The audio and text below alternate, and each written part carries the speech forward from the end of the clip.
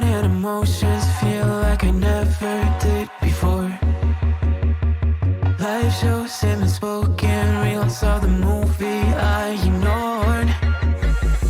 Blue skies on a broken sea and I'm stuck up on the shore. I never thought you could see me, but you did. All I know is we're here, that they took us somewhere. So what they say we're calling, falling out of line. They don't know the two of us are colorblind, yeah.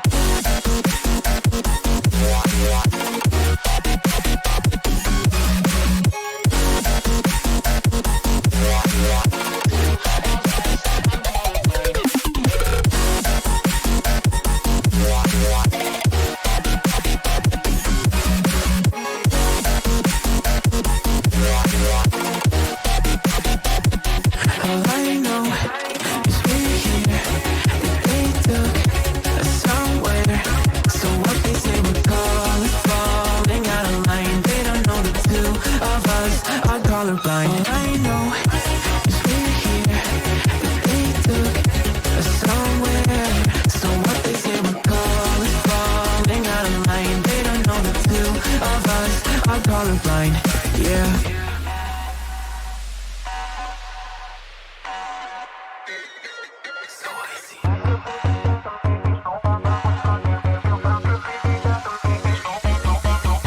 We could be the enemy and show them how it's done. Yeah, we could brand a new identity and tear apart the songs, make it grayscale in the black and white scale. Singing saints that the sinners believe and burn all that's in it. We'll take them out, out. We'll make them up for it and shout. Dream out the guns, I'll take the wheel. How we feel, we will make the this. Leave your mountains still and make it real, make it dangerous. Been colorblind for all my life, and they kept painting rainbows. I'm colorblind, it's black and white. It seems it will remain. And you've been colorblind for all your life, too scared to even say so. We're colorblind, it's black and white. It seems it will remain so.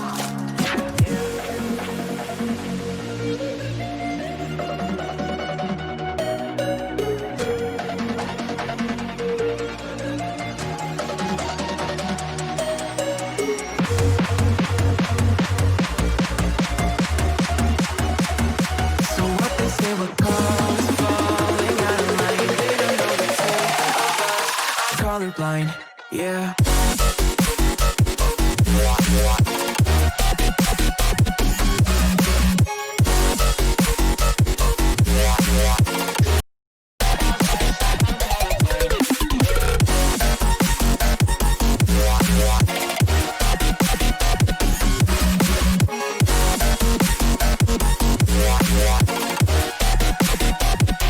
All I know is we're here, that they took us somewhere. So what they say we're calling, falling out of line. They don't know the two of us are colorblind. All I know is we're here, that they took us somewhere. So what they say we're calling, falling out of line. They don't know the two of us are colorblind, yeah. Hello, everyone. Excellent. Hello, everyone. First things first. Okay, well, first of all, Shit. Jonah, thank you so much for the raid. And also, Tiff, thank you so much for the raid. Now, if you're here and you don't know Giona, that's going to change real quickly because we're interviewing him. And so we're all going to learn a lot about Giona today. Yeah. And despite the names, yeah. So you should know who we are. Yeah. So there'll be some a bit of a translation step involved in there if you're new here. But Tiff, also thank you so much for the raid. If you're here and you don't know Tiff, fucking go fix that right now by giving Tiff a follow, please. Yeah, it says follow or be banned. Also. Yeah, exactly. Because. Yeah. Wow. Now, if you're here and you want to know what Giona's channel is all about, by the way, and for some reason you don't want to see us ask him, you can always hit the current guest command and get a link to his channel at any point during the stream. If you don't want to deal with us and you only want to deal with Giona, that's fine. Yeah, exactly. Just Yeah, click we on accept that and that. you'll find And if you are brand new to us and you don't know who we are Streamers Become Human, a weekly 2-hour-ish long podcast every Wednesday at 9 Eastern. On the top left there, that's Trev, TL Breezy. He's in the correct nameplate. Yeah. And you can get a link to his channel down below. On the bottom left is not actually Talktopus. I'm Talktopus, but that is Morgan, the wonderful, amazing, beautiful, incredible, my favorite person in the world. You can also get a link to her channel down below. On the top right is not Morgan. That's Giona, our guest. Yes. And on the bottom right, that's me. I'm Rory. Which I'm I known would as hope Octopus to all some. of you knew, seeing how you rated in with Giona. I would hope you would not Yeah, think exactly. that was Yeah. Morgan. If you now think I'm Giona, so first of all, Giona, thank you so much for being on with us today, Oh, thank you guys. Thank you. and happy birthday, my friend. Yes. Yes, happy Thank birthday. you. 21 again. Lovely. That's the You only can never age be that 21 matters. enough times. Yeah, it is Giona's birthday today, and so we're gonna enjoy being part of his birthday celebration this year. So Giona, there's a lot of now I'm confused. Now, oh, don't worry, it's only gonna get more confusing from here. Giona, you're the newest member of the stream team, True Variety, Yes. that we're a part of, but you're one of the people on the team that's actually been using the platform for the longest. So, just briefly, if you could illuminate a little bit when you got started and how you became aware of what was undoubtedly Justin TV at the time. Yes, that was the back in the days. There was like very little gaming in Justin TV, as much as I remember. It was more like a platform where people will share anything. It was podcast, music, sports. A lot of people would just watch anything really on it. It was basically like a YouTube, but on a live version in a way. Where you can find anything. And then that was the pioneering of gaming. Justin is the name of the CEO of Twitch. That's the Kappa face too, isn't it? Yeah. No, I think Justin is Asian guy, if I'm not remember correctly. But let me see, Justin, Twitch CEO. But well, it's Emmett Shear now. I don't know. Justin probably is not there anymore. But anyway, that was the name of the guy that started it. But there was some pioneering people for you might know. There's Wana. There's Men's versus Game. There's Dane's Gaming, Cole Carnage. They all came from Justin TV, and it's when Twitch took over after that. So there's a lot of people coming from there, but. To be honest, I've seen very few people with an account of 10 plus years. People have joined Twitch when Twitch became a thing more than Justin TV and take over. So I've seen Twitch change so much in the past, few years. You've seen it As gone probably you nothing guys but have seen it too. downhill. I mean, if you saw the state of how it was at the beginning, it was rough, man. But yeah. Right now, the competition is it's crazy in a sense because there's so many people streaming, which is a good thing because you get to know so many new people. Just I got to know you guys. Yeah, and you can afford to be kind of really picky as a viewer as well. Because there's so many options for you. That's good to hear it from that perspective. Actually, I was not on Twitch back then, but I'm a fighting game player, and I know that fighting games were one of the big early things that they found that Justin TV was one of the only platforms where they could do what they wanted to do because it was live. And we actually still have, for those who don't know, a lot of hey, no worries, Shadow. Take it easy and take care of everything. For those who don't know, a lot of the emotes actually come from the fighting game community. Things like the Pog emotes and all the. Jebaited was one of them. Jebaited. Which I use all the Alex time. Jebaited, I know. That came from a practice of a guy who on his arcade stick he used to have dead buttons that didn't do anything, and he would press them so the opponent sitting next to him would think he was going to do something, and would think he would catch him in a counter hit, but he wouldn't actually because that button was just a dead button that he would press just to fuck. That's with people. awesome.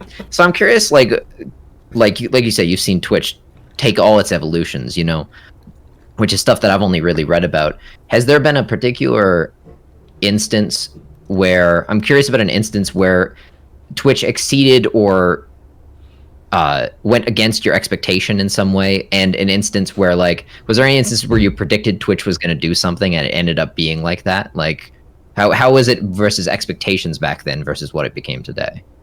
I mean, throughout the years, I've seen a lot of communities or like platforms trying to be what Twitch actually made it happen. There was a lot of things like, as you guys like know, Mixer or something like that, like lately, where, you know, they tried to kind of mimic Big oof what to Twitch all was those people doing, who and then switched. they went down. Yeah, and I've seen a lot of them. I've been to a lot of different ones that are, you know, they try to be what Twitch.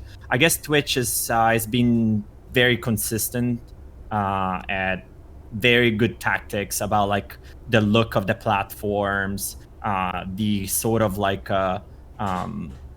you know, incentive that they will do with the partnership program and stuff. So I mean, I think it was the only thing that was kind of stopping YouTube from being, you know, what YouTube is in terms of gaming, because all the platforms were just for other purposes. Twitch was just purely gaming.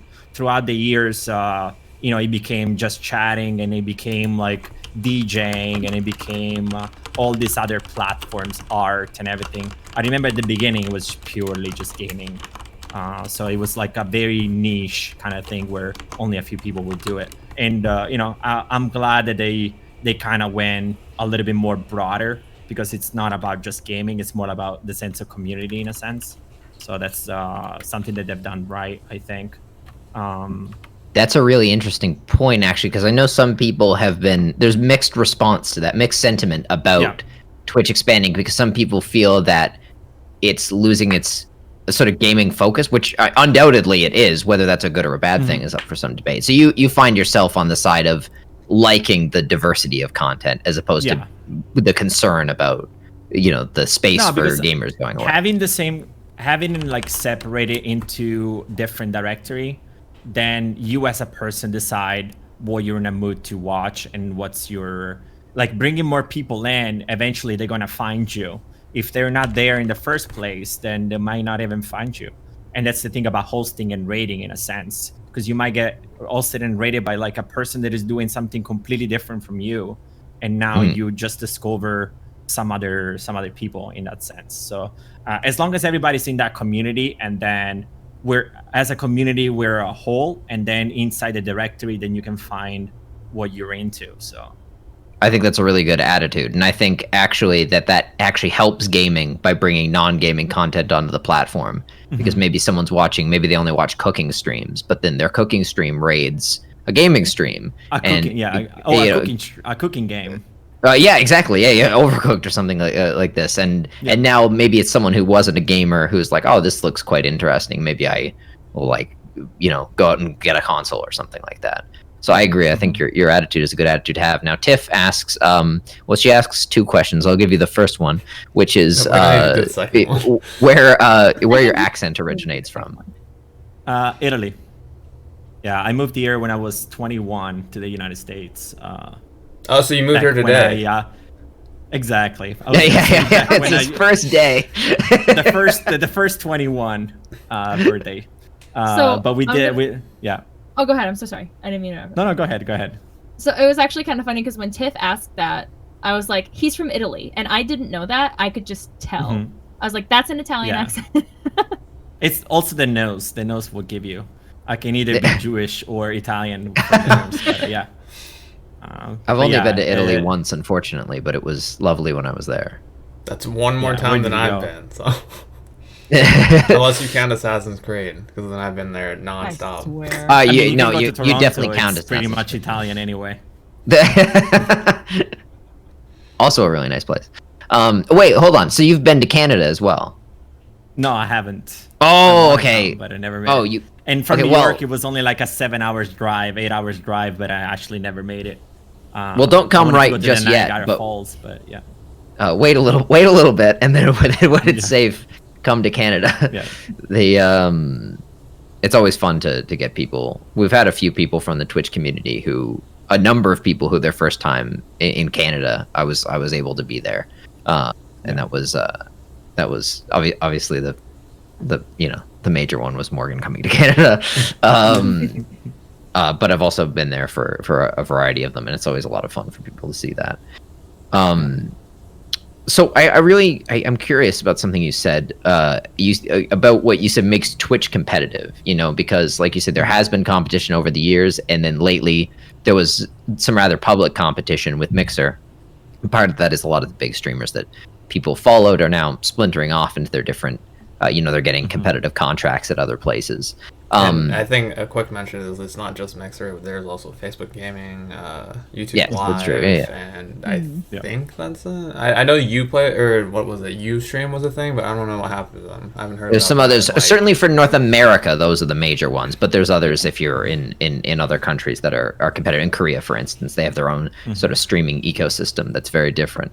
I'm curious what you think are the areas where Twitch really in particular succeeds, like what it is about the branding that you think makes it has enabled it to surpass the competition. And this might be a bit of a leading question, why do you think that it seems that the strategy of getting the biggest streamers from Twitch over to your platform, why has that not seemed to prove effective in competing with Twitch yet? I think people stick with the community for the community more than for the people. I think even if a big streamer goes to another one, you will watch them, but you will still be on Twitch, if that makes sense, because you like Twitch as a platform more than the person. I think, they tried. That's all market, making a big news about like a potential streamer coming to your platform. It's not about the person in itself, but it's just about like people talking about the platform in itself. So it's just a marketing, also PR stunt of like creating such a big deal about what's happening, just like to talk about the platform. So I don't think it's just about like the person in itself. Dr. Disrespect will be, the latest one for like, the big YouTube gaming, and then for if you see Ninja, if you see like all these other ones, Shroud coming back to Twitch, they're just like there's no really competition in a sense. I think Facebook Gaming probably, but it's a whole different story. I think it's I see a lot of personal accounts on Facebook, people not having a username, so you're basically using your own name, your own pictures, unless you're making just another Facebook account just purely for gaming. I think that's too personal, in my opinion. So I don't watch any YouTube gaming. Facebook gaming from my own Facebook, just because it's a little weird sharing, your own information, especially with the, really we talked about like sometimes the dark side of Twitch when people like think they have a sort of connections that is there, but it's only on their side in a sense, when they feel like they have like some sort of connection with you that is over what it really is. I've had many of those. I DM a lot of people and they never get back to me. I was like, it says they read the DM, and then I was like, I wonder what happened. I was like, maybe I'll send it again. Exactly. It might maybe attach a picture or something to it. Anyway, exactly.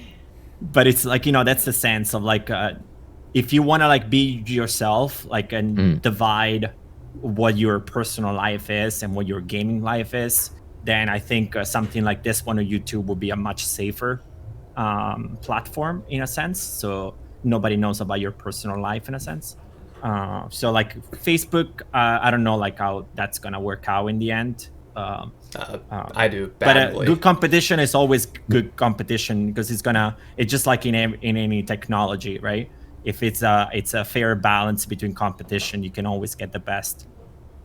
But I think the only competition right now is YouTube gaming, just because from the content creation stuff, you can even do 10K bit rates. If you have a good computer, the quality of your stream is just going to be crazy amazing. So To, I think Twitch needs to step up a little bit more on the technology side. I would also say that watching VODs on YouTube is a lot more pleasant than watching VODs on Twitch.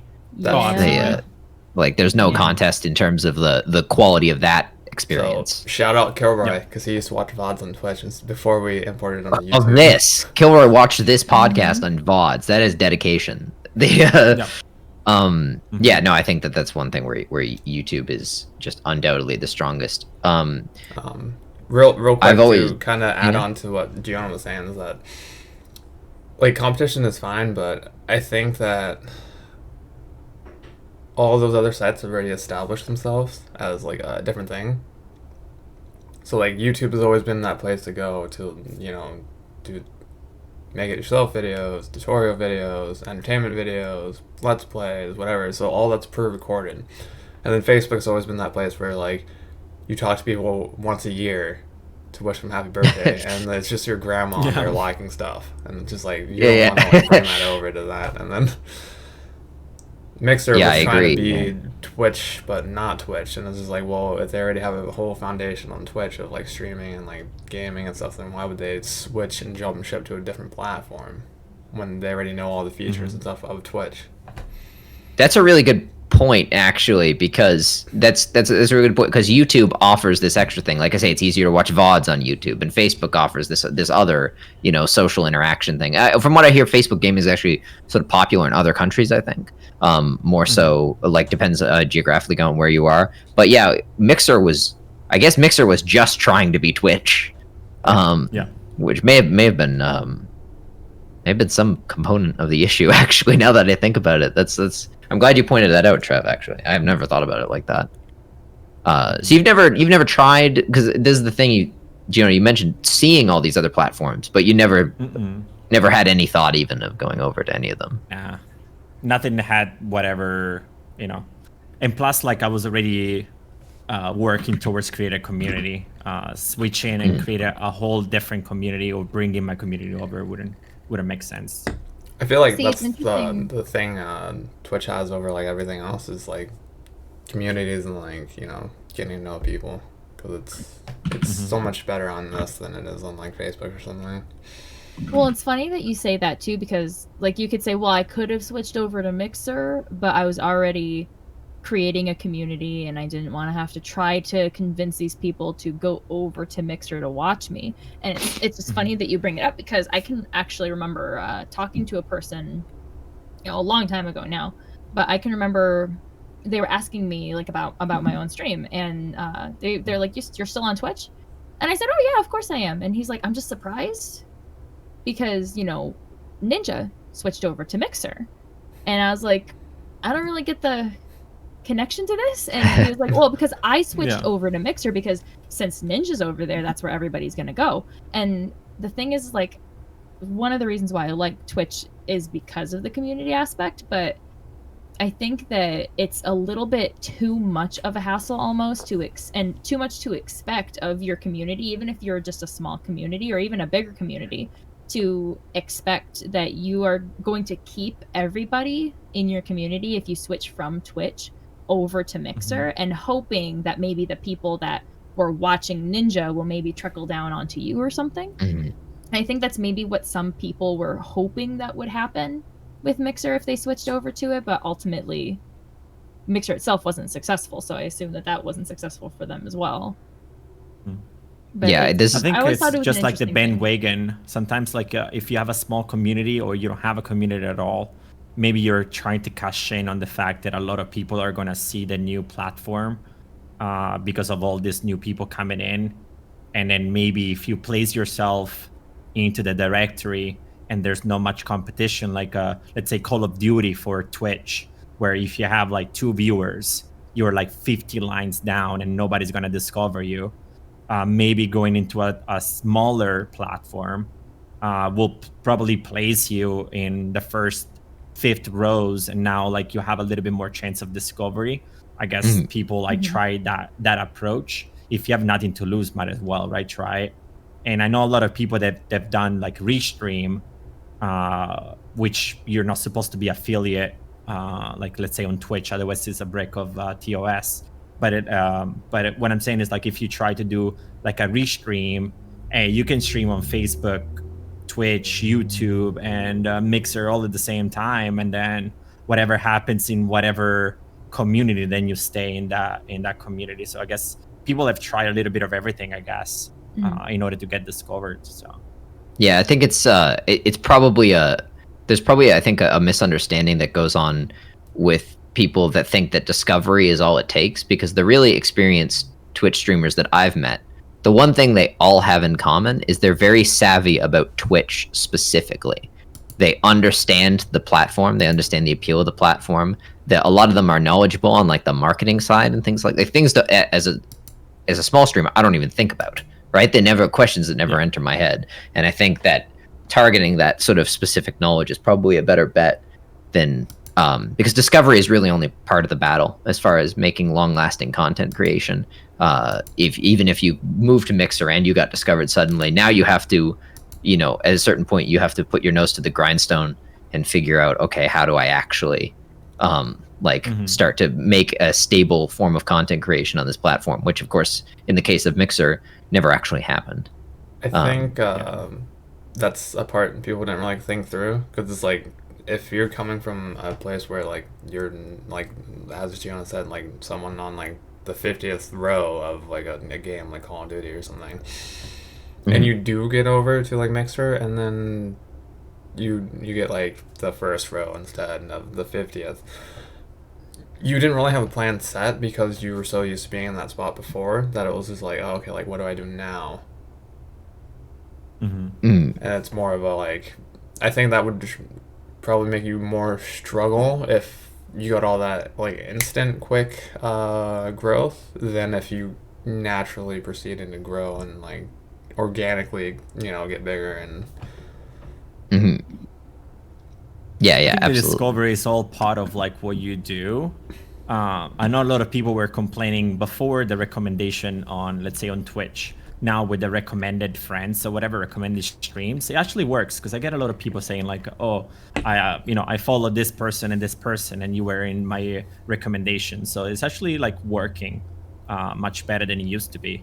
But I think it the used to discovery is just be just like, on yourself. large streamers, right? Wasn't it just like before it was only like huge partner streamers? Like partner streamers and all that. Oh, it's yeah. gotten I care. way better. I mean, Win, who we've had on the show, Monochromantic, that's how we found her. Was she was in my recommended one day. It was a Saturday afternoon, and I was just like I happened to be on Twitch, and before I clicked on the streamers I usually watch, I just saw in my recommended. I was like, Fallout 4, cool. And now she's become a part of our like broader community. So I agree with you. I think that has yielded good results.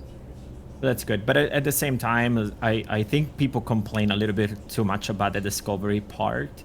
But I think it's just the discovery should be on you. Well, they only able to complain be- because it's not them being featured in Discovery. They're like, why isn't this Yeah. me? Like, I should be. And I was like, no, I don't think you didn't do anything to deserve this. True. I don't know. It's just like some things where if you're featured on a discovery and then people come over, are you ready for it? Yeah, that's a really. Right? Sometimes Do you- it's good do to you watch the naturally. chat? Do you talk in the stream even if there's nobody there? There's a lot of like key things that you gotta do, in my opinion, in order to be able to do it. Because I mean, you can go into somebody's stream and then they don't talk. You type in chat and say hi, and they don't respond, and now like you blew your chance. That person is probably never gonna come back. So That's also sometimes really like uncomfortable it's when you all go to on a you, chat and it's not on the platform. And no you know? one's talking. Like the Yeah, streamers yeah. themselves are not talking. Like that's really uncomfortable. If like it's just See, dead silence. And it's funny that you say that, because I can remember like one time Rory and I were like, it was when we were able to be with each other at one point. When was that? But like long I can time. remember like it was around when Dragon Ball Z Kakarot came out, and I just kind of wanted to see, I still haven't bought the game because I'm still not sure about him, but I was interested in it because I like Dragon Ball, and when I heard that it was supposed to be like an anime RPG game, I was like, okay, cool. And I was trying to just watch somebody play it, and at one point, like, I guess I was just watching gameplay because the guy did not have a cam, he had nothing else. After 15 minutes 15 minutes of silence, just gameplay. He just goes, "D's nuts." And I was like, I Yeah, can't. that was the whole. I was watching it with Morgan, and it was just like silence, and I was trying to figure out if maybe he didn't have a mic, like maybe because some people do stream no commentary, right? But usually you put it in the title, like, oh, this is a no commentary stream, so people, because some people look for that specifically that, and it was just like nothing, and then he just said, "These nuts," and just like in the middle of Dragon Ball gameplay, and I was like, oh no, I was this like, well, is. you know what? Miss- I can watch a YouTube video of this later. You know? yeah, exactly. Yeah, This the is not the way. Like, 'cause that's the thing, right? Like, whenever anybody asks me about, it's not like I'm a big streamer or anything like that, but like, I have friends that like at least will like sit in my stream and stuff and will talk to me. But one of the things that I always tell people when they ask me, like, listen, I kind of want to get into streaming, like, what's a bit of advice that you could maybe give me? I always am like, listen, just talk. Like, don't be talking incessantly like you are like you're not making any sense or anything. But like, even if you see 0 on your like in your chatters, like all you gotta do is just narrate what you're doing. You know, like what I usually say is like, maybe, I mean, it kind of doesn't matter, I guess, because I was gonna say start with a game that you know. Some people have started playing a game that they know nothing about, and that is really good content as well. But like, if you start out, like if you're nervous and you start out with a game you know really well, you can just be like, all right, we played this game before. This is the first thing that we do. We got to go this way, and we have to take out this, this bandit camp over here. So I'm going to go ahead and do that. So let me try to stealth through this. And it's really easy to just kind of narrate yourself. And somebody who comes into the stream, even if there's nobody in there, like maybe they just want to see what's up with this streamer, as long as they're hearing conversation, even though there's technically no conversation happening, that makes somebody want to talk back, and like, because exactly that, like when I was sitting there, I was just trying to find gameplay of it, but it was weird not hearing him talk. And at first, when you think, oh, maybe this guy is just he just doesn't talk during his streams, but when you don't really have much composition in like going on in the stream, it does kind of make somebody be like, you know what, there's a few more people streaming this, maybe I'll go find somebody else to hang, somebody else's stream to hang out in. There's a little bit more energy. Or Yeah. something. And I agree definitely 100% more with the welcoming. thing. When you say like streaming a game, that can really help, because if you only have like 1 or 2 viewers, the people who are likely to find you are the people who also really like that game. Yep. So if you're playing if you're playing Morrowind or something, and to 1 or 2 viewers, and you really like Morrowind and you're talking about it, chances are the people who find you are the people who are also going to want to have conversations about Morrowind. So I think that's another benefit to streaming a game you're expert in. But I love what Giona said, because it's not a point people often make, that the thing is, if it was your first day of streaming and let's say 100 people found you, which seems like a great idea, that would be an unmitigated disaster, because you're not experienced enough. It's important to stream to 5 people. That's an important part of your growth as a broadcaster. Like, I am so thankful that I got years of broadcasting out on radio before I ever touched Twitch, because I made all the mistakes already. This is like Gordon Ramsay, right? The chef. He said this about his cooking, right? He was like, I'm so glad that I had mastered my craft by the time they put the cameras on me, And it's important to do that in Twitch too. It's just like, enjoy your small stream for what it is, And then when it comes time, when you get a raid of 20 people, raid of 100 people, now you're prepared because you've done this before. Well, it's funny you mention that, because I remember once I was in this one stream. It's Seagull. He was he's an ex-professional Overwatch League player. He had about 2,000 something people in his chat, and then he raided somebody just randomly, and it was their first day streaming.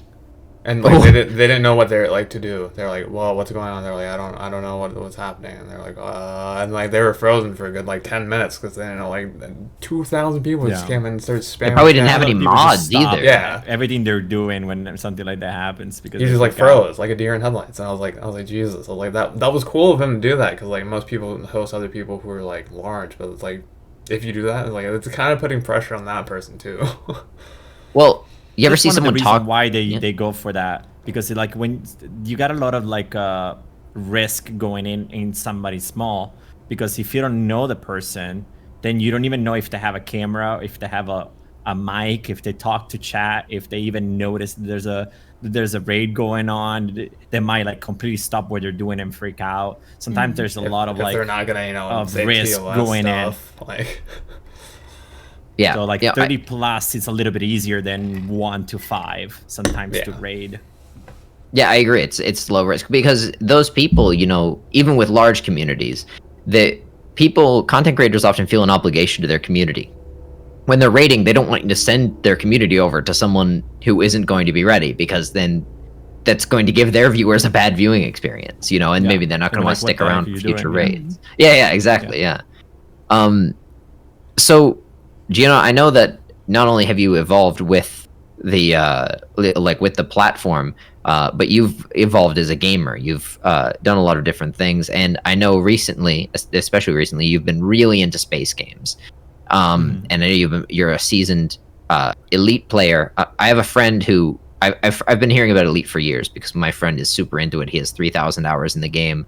Yeah. He's like, so I heard all about the Thargoid updates and everything like they've done in the game and stuff like that. So I feel like I know a bit about the game, even though I haven't played it. And I sent him a link to your channel.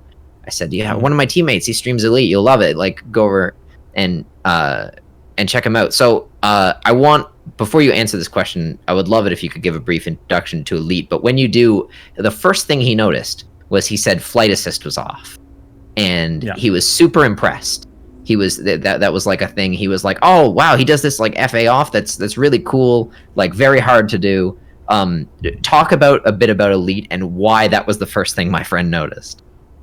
Yeah, so Elite is we're gonna switch to this one, so we Oh, damn. for it. So, since we're talking about Elite, let me make sure we're straight. So like that's the cool thing about Elite is like I've been a lot into the kind of let me see, where is it? Like right here. I can't see myself.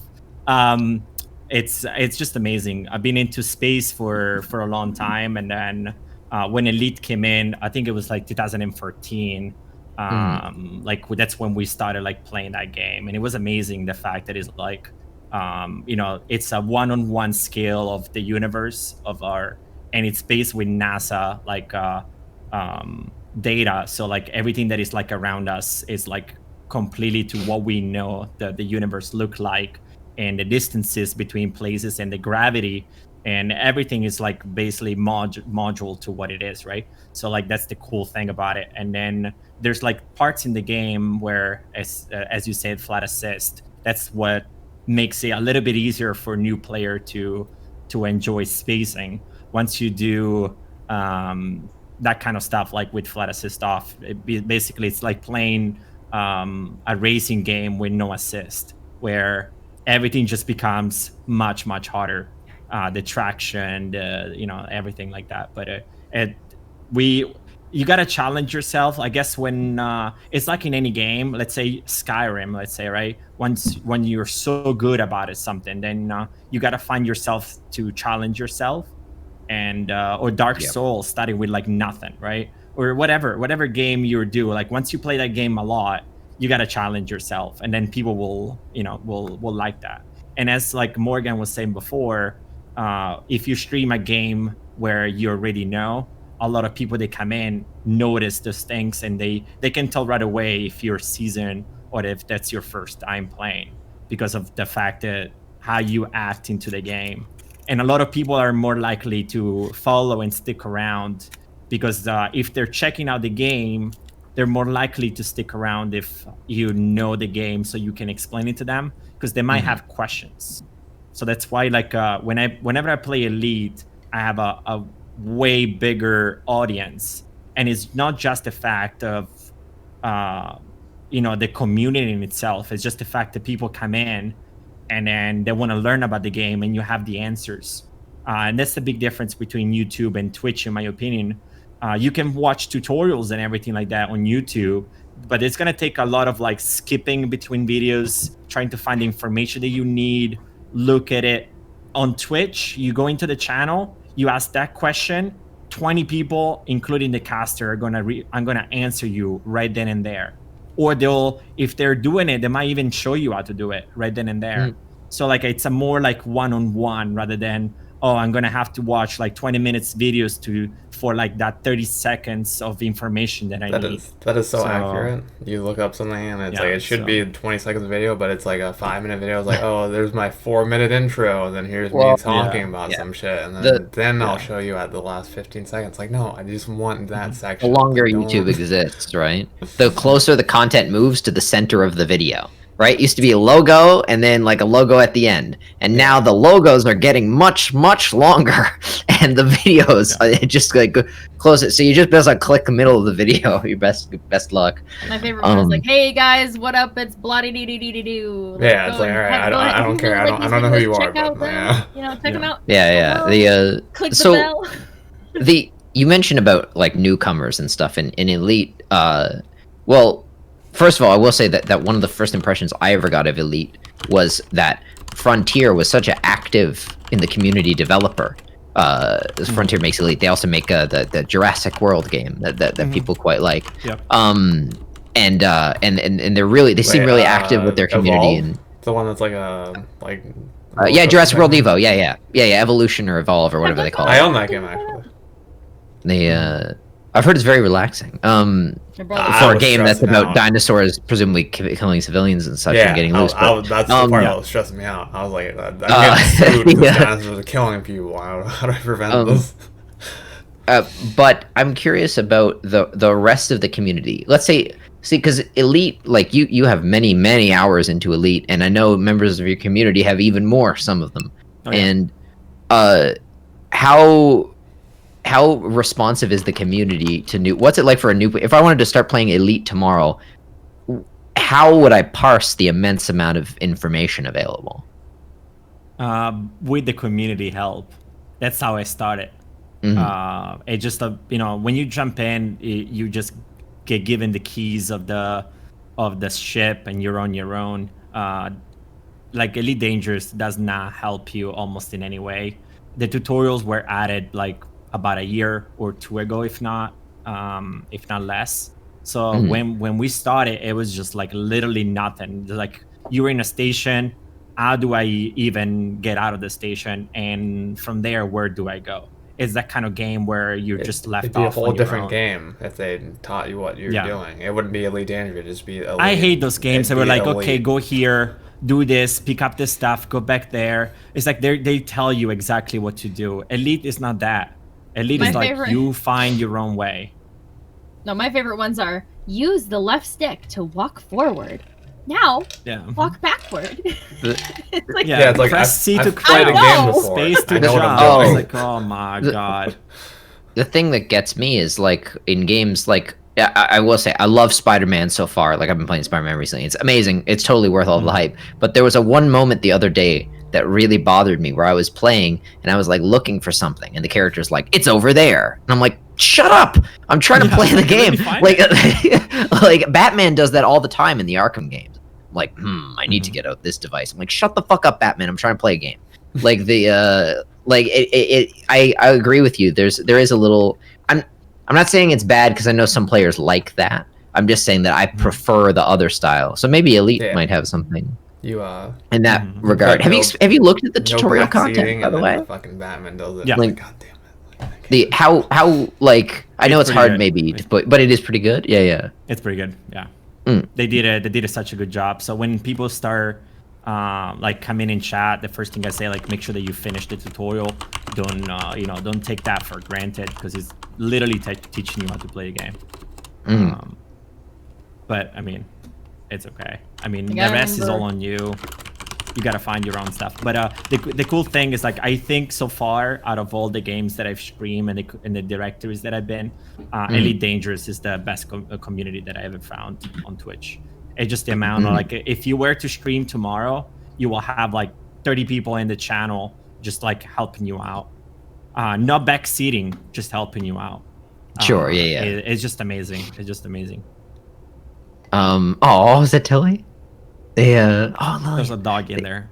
They She just came in, took the cat. And they often make guest appearances on the podcast. We don't have a command for them yet, but yeah, that's so my cousin lives with us, and that's our one dog's, her name is Sunshine. That's her sister, Her name's Tilly, and the cat that my mom just picked up is named Lillian. And yeah. Maybe Kingdom Hearts should have had a tutorial for swapping Keyblades. So that's my friend Tony.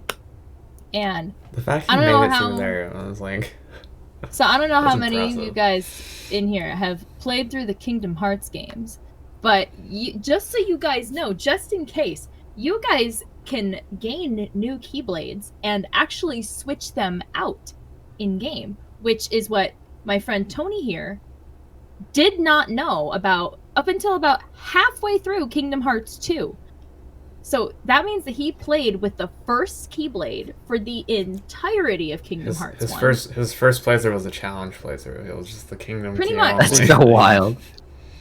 I don't know how The he got fact he- down the- on it. The More fact than he made halfway, it yeah. more than halfway with just that means that he obviously wasn't casual. Hold up. I will come to Tony's defense here on something. In a certain era of games, they didn't tell you as much.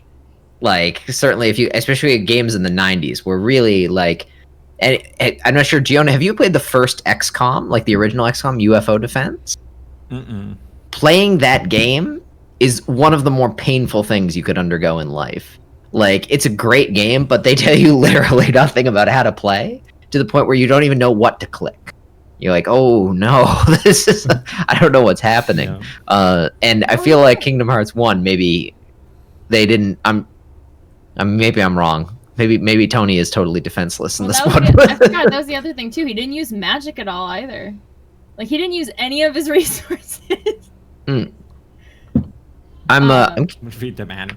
the manuals back. Yeah, Yeah, when that, games came back with when PC manuals. games came in boxes. Yeah. See, I actually Um, like, I can remember too, like when games like what Giona said, like they just would not tell you what to do. Like that's what the very first Legend of Zelda did.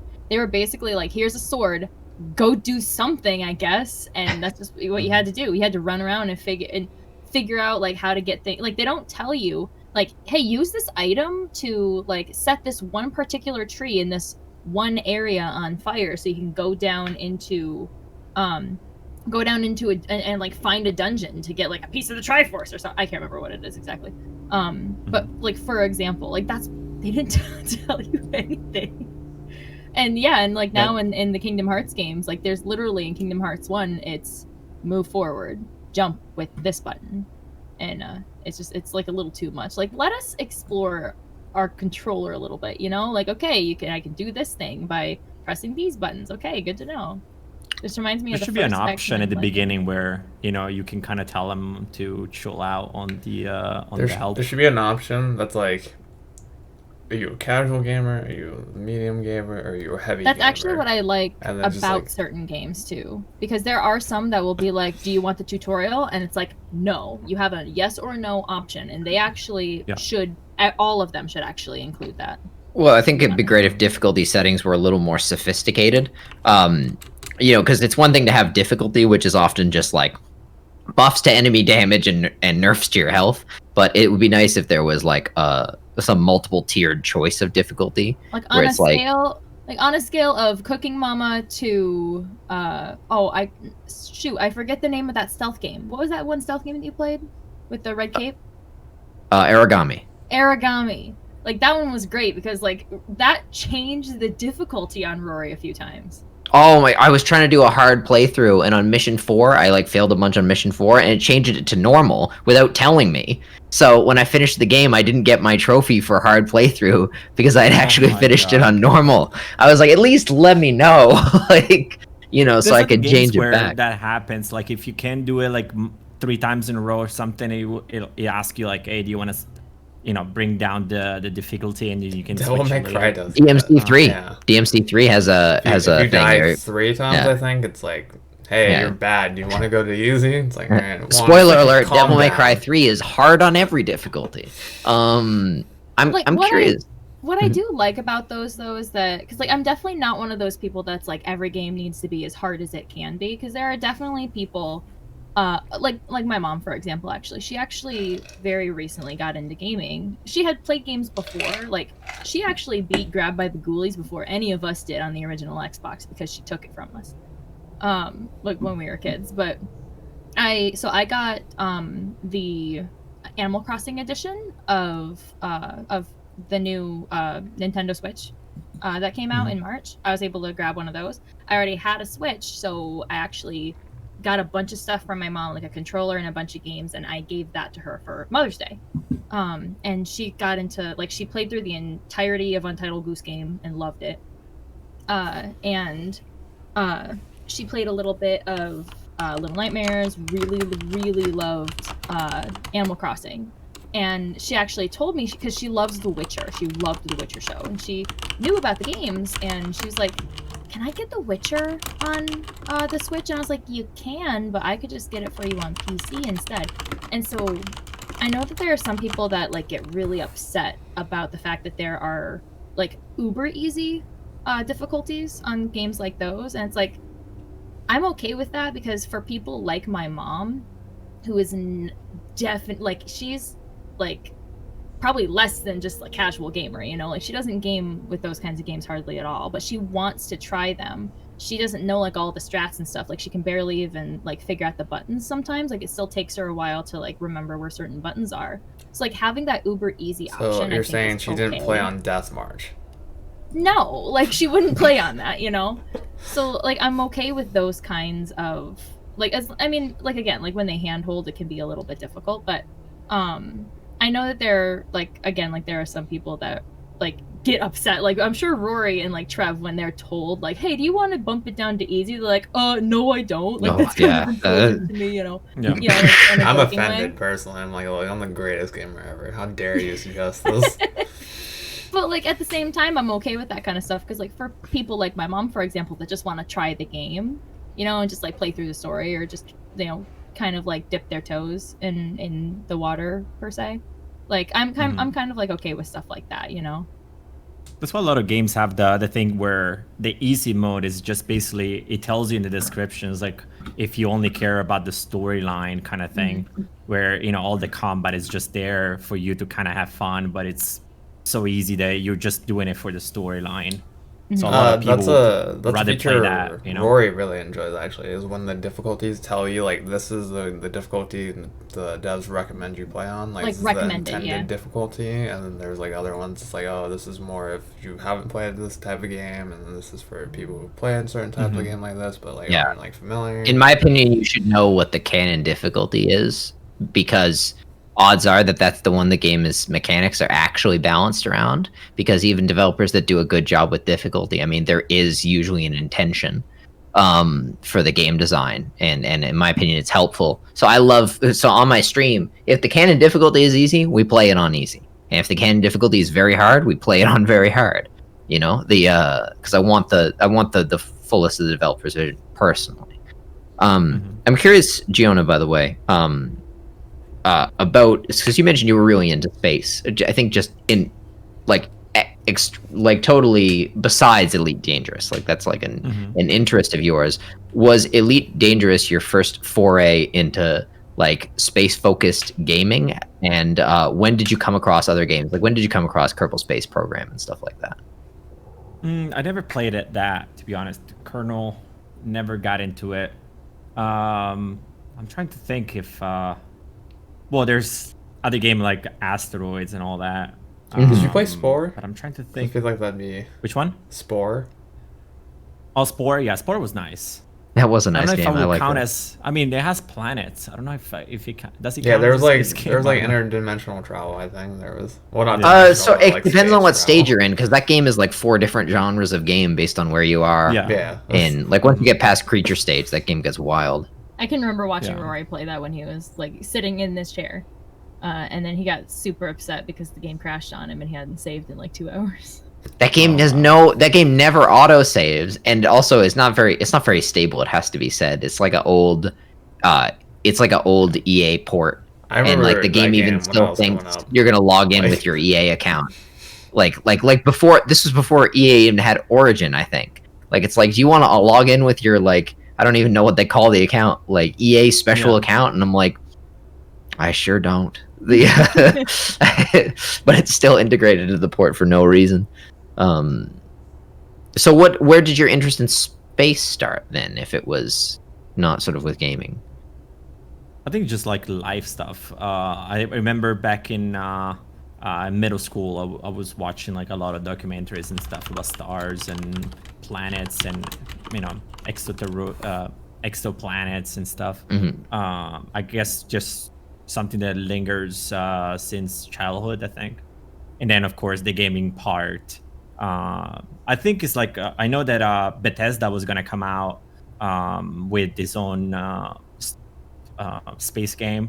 I remember the CEO saying before Elder Scrolls 6 comes out, we gotta get out the other IP, which is I don't remember the name of the Starfield is the Bethesda Starfield, yeah. space game. Yeah. They say that one had the Forgot about that, priority over actually. Elder Scrolls 6. Yeah, all us Elder I don't Scrolls know. fans are real happy about that. Yeah. So that was basically saying, hey, Elder Scrolls 6 is not even close to halfway done, so we're gonna just get something else so we can kind of hurry up a little bit. But yeah, I don't know, with the Microsoft buying into Bethesda, we might see games come out a little bit faster because Microsoft is gonna want to remake the money, right? Recoup the money of buying Bethesda. And it's a lot of with money. ZeniMax in that instance, but I'm Yeah, pretty well, sure that's a now lot of it's great gonna- studios there too. I think that some people maybe not realize how many games that actually includes, because you're also talking about Dishonored, Doom, Yeah. Prey, Mhm.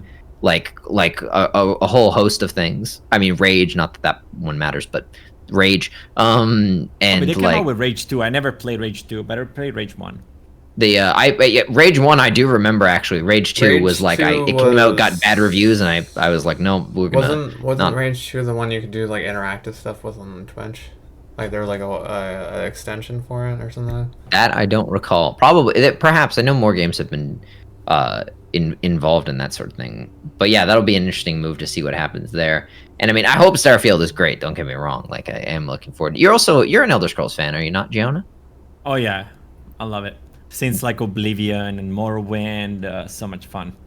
Oblivion's my favorite one. Vanilla, Oh, like yeah. if we're just including Skyrim, has to take it if you include mods because it's just the modding community is so vibrant. At least for me. In It's terms so of what I easy. like. It was such a on jump Skyrim. from Oblivion, like coming from Morrowind. I think Oblivion was just crazy good. Yeah, I agree. Yeah. Did you start in Morrowind or did you go back to play it after? I started from Oblivion, and then I tried Morrowind, and then Skyrim came in on my birthday, 11/11/11. Yes. And that's when I bought it and then played Skyrim from then on. So I didn't want to overshadow Giona's birthday, but since he's let the cat out of the bag here, it's also Skyrim's birthday. Yeah. And like we learned on 11/11/11, last stream, 9 years. Last stream, the person they named after Skyrim, they named some family named a kid Dovahkiin Yep. and Oh got my gosh. every single Bethesda game for life. For All the free. Bethesda games on Steam, also known as a thing you can buy for like $15 when it's on sale at Christmas. They sold their child. Definitely not worth ruining the child's life for that. You're also, I guess, eagerly sort of waiting. Are you one of the like? Are you going back to play like a modded Skyrim? Is that one of the things you've been doing in the years since waiting, or are you mostly focused on other? Oh things? yeah. I mean, I don't know like what else to do in Skyrim, because I play a bunch of different mods, like the survival kind where like you get cold and you get and there's more things about eating and surviving. I've done a lot of that stuff, or like those kind of things where they take the game a whole different storyline where you add different. I know that you're really into like modding. I don't know if you create your own mods, or I've seen you mess around with. I've messed around with Creation Kit, but I'm not. I've never authored a mod fully. Yeah, I don't know like what else is there that I haven't tried in a sense. I think Minecraft and Skyrim are the game that I play the most, just because of the modding that you can do to it. And I think I always go back to those games just to try different modding. Yeah, I don't know. I agree. Yeah, If and I there's think that anything is that the is thing like to do with it. out there, I will definitely try it. Yeah, well, the good thing about Skyrim is that mods are still being created at such a pace for given the game's age. I mean, Minecraft is the exact same way, and that was a surprise to me because Minecraft, when it first came out, was just something that like at college that like the programming nerds were all into, just like as like a relaxing game, you know. And I never thought it would take off culturally like it has. I think modding, for me at least, I was saying this on stream the other day, is a really important component of being a PC gamer. I think that everything I like about PC gaming has to do with choice and the fact that no one's telling you what you like. It's you get a PC and you decide what you like. Do you like retro games? Here's emulators. Do you like, you know, multiplayer shooters? You know, here's these and stuff. Is all your decision. And I'm curious what got you into PC gaming and what makes PC gaming a valuable endeavor for you? It's funny because like when I was a console for the most for I think the middle age, because like before that I was like PC when I had like when Microsoft 95, like Windows 95 wasn't even a thing. It was just purely MS-DOS, and there was a lot of games on that that I used to play, kind of like Indiana Jones, which I posted on Twitter when they had the show your game kind of thing that you grew up with.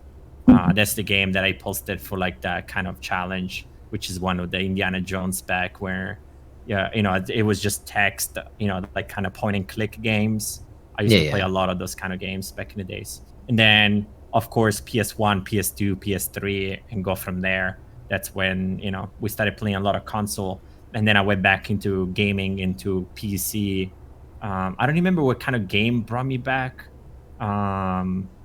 But yeah, it was mostly, I don't know, the fact that you could actually, every game was a canvas back then. And that's what kind of like, you know, to kind of saying what you were saying, which it takes away a little bit from the development team of a publisher or whatever, of a development where you just create the canvas and then you'll allow people to kind of shape it, because more people are going to come and help you. So you kind of like, you don't have to spend that many resources if you allow players to do mods. And then that's how DayZ became the thing that it is. Just a it's an Arma 3 mod, right? Arma 2 mod. Okay, yeah. Yeah, so like, you know, and then DayZ became the thing where people were just completely changing the whole days, you know, Arma 2 with zombies and stuff. So I guess like sometimes like a game sells mostly because of the amount of mods that people put in more than the game in itself. I remember Stardew Valley wasn't in a co-op player, and then a person just came out and said like, okay, I'm gonna make the mod so people can play with other people. And Stardew Valley was made by one person only, so you know it was at his own pace. It couldn't afford to do all that kind of stuff by himself. So Morgan loves Stardew Valley. Eventually became, yeah, and then you know he actually made it into like a co-op of 4, I think. Back in the days, it was a co-op of 2, and it was just a mod. So like sometimes like, you know, people just try to help, and from the development team, if you like the mod, maybe you can reach out to the author and just buy it, and now like you can implement it in your own game without having to spend too many resources in trying to make it yourself, you know.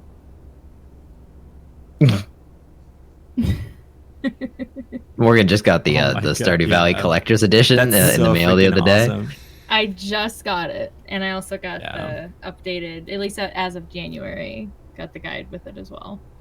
I've never played it, but I own 2 copies of it. The game, like I own it for the Switch and the PC, but I've never played. I hear it's great though. I own 4 copies. Let's do a co-op game. I think it's 4 people. Yeah, It's Now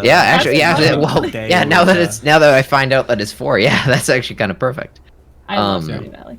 Oh, I also love Jonah, co-op games. I don't know if I've ever shown you this, but I got it at PAX, and I use it to clean my glasses every day. So there's. I love it. Oh my god, that's so awesome.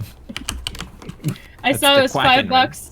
I clean my glasses all the time, and so like I had to have it.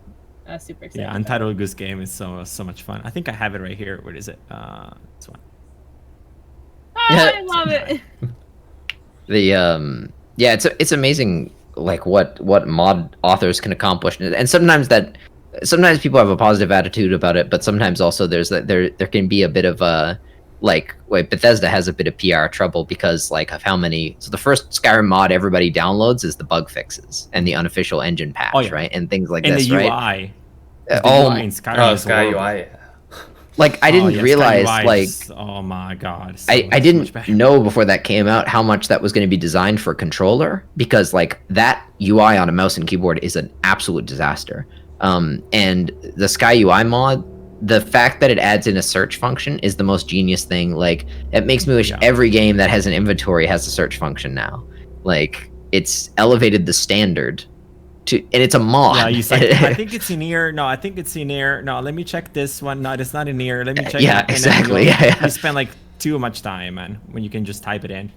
Yeah, it's so much better. It's just like a file explorer, which is perfect for PC because that's what we use to sort our files. I think I And- actually have a quote from somebody one time that I thought was absolutely hilarious. Here, give me 1 second.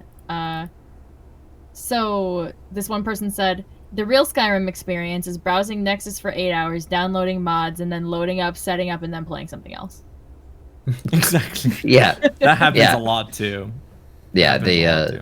That was Modding- modding Sims all the time. Like I would spend hours creating the perfect family and then building their house and everything. It would take me hours and I'd be like, "God, I don't want to do this anymore. I'm done."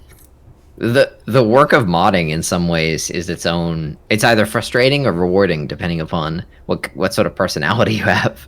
But and to add to that, as you mentioned about DayZ, and I think probably one of the most famous. Oh my God, that's awesome.